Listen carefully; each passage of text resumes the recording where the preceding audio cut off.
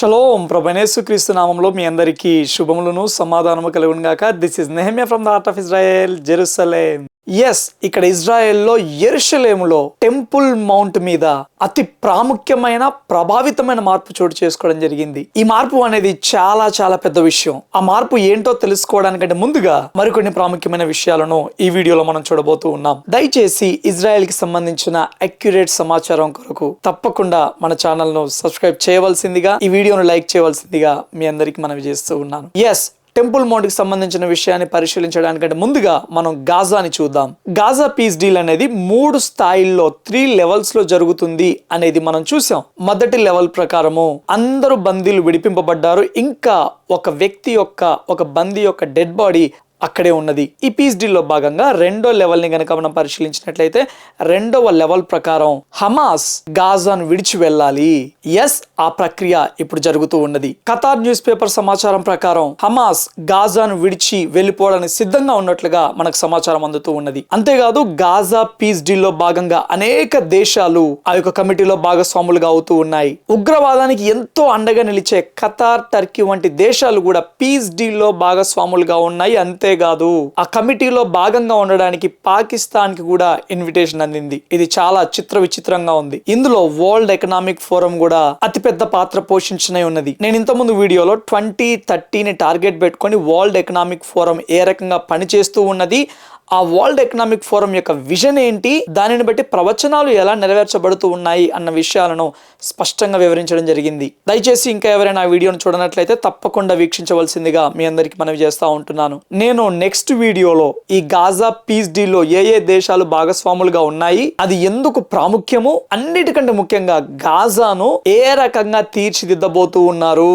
తద్వారా ప్రవచనాలు ఏ రకంగా నెరవేర్చబడనై ఉన్నవి అనేది నేను స్పష్టంగా ఎక్స్ప్లెయిన్ చేస్తాను. అది చాలా చాలా పెద్ద విషయము. ఆలస్యం చేయకుండా టెంపుల్ మౌంట్ గురించి మనం డిస్కస్ చేసుకుందాం. టెంపుల్ మౌంట్ అనగా మోరియా పర్వతము. సొలొమోను మహారాజు గారు మోరియా పర్వతం మీదనే ఆ యొక్క దేవాలయము కట్టించడం జరిగింది. మొదటి మందిరమైన, రెండవ మందిరమైన, హేరోదు గారు ఎక్స్పాండ్ చేసిన మందిరమైనా గానీ ఆ యొక్క మోరియా పర్వతం మీదనే ఉన్నది. దానినే మనము టెంపుల్ మౌంట్ అని పిలుస్తాం.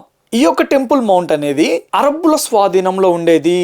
కాకపోతే 1967వ సంవత్సరంలో 6 రోజుల యుద్ధము తర్వాత ఇజ్రాయెల్ సైన్యము ఆ టెంపుల్ మౌంట్ ని స్వాధీనం చేసుకుంది. ఇజ్రాయెల్ దేశ భూభాగాన్ని కంప్లీట్ గా స్వాధీనం చేసుకోవడానికి చుట్టూ ఉన్న అరబ్ దేశాలు సడన్ గా ఇజ్రాయెల్ ని అటాక్ చేయడం జరిగింది. ఆ రకంగా 6 రోజుల యుద్ధం ప్రారంభమైంది.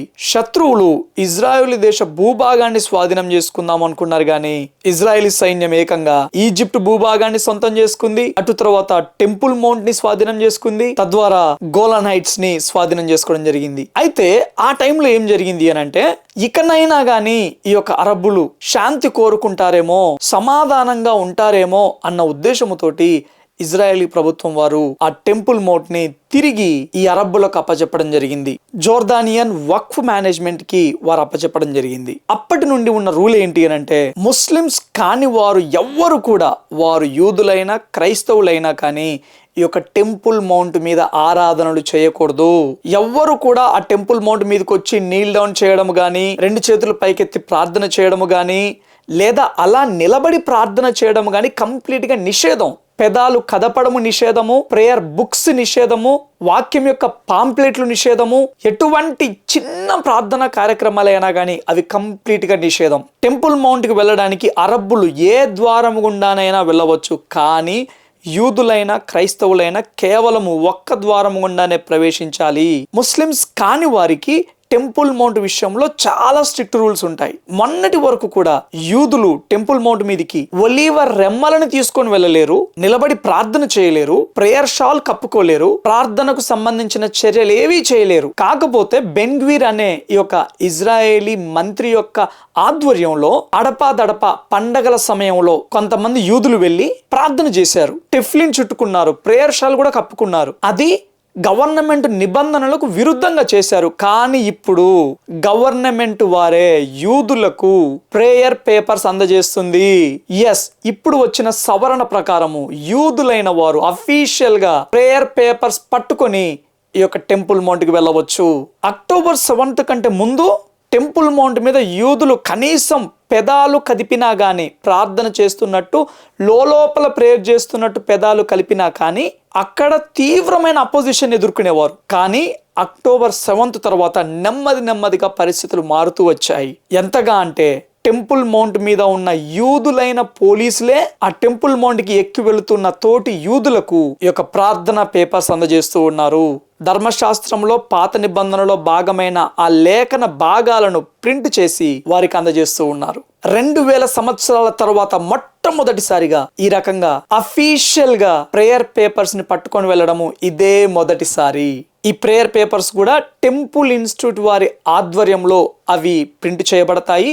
వారి ఆధ్వర్యంలోనే పోలీసుల ద్వారా టెంపుల్ మౌంట్ మీద ఉండే యూదుల సెక్యూరిటీ ద్వారా ఇవి అందించబడతాయి.